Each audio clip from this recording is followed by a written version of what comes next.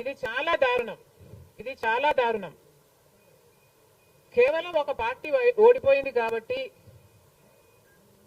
రాజశేఖర రెడ్డి గారి విగ్రహాలను ధ్వంసం చేయడం అన్నది చాలా దారుణం.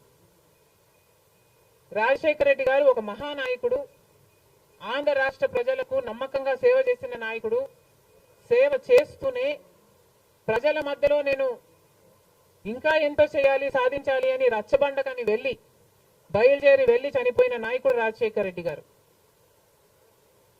రాజశేఖర రెడ్డి గారు లాంటి మహానాయకుడు చనిపోతే దాదాపు 7,000 మంది ప్రజలు ఆ బాధ తట్టుకోలేక, నిజాన్ని జీర్ణించుకోలేక ఆయన వెనకాలే చనిపోయారు.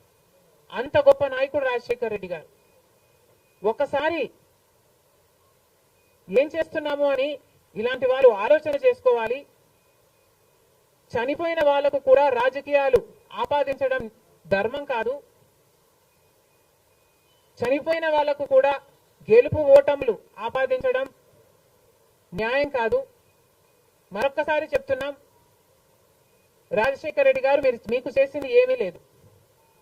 దయచేసి రాజశేఖర రెడ్డి గారి విగ్రహాలను ధ్వంసం చేయడం ఆపండి.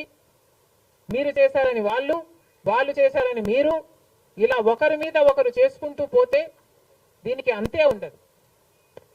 మళ్ళీ చెప్తున్నాం, మీకు ఇంకొకరికి తేడా ఉండాలి అంటే కొంచెం పేషెన్స్ పాటించాల్సిన అవసరం ఉంది.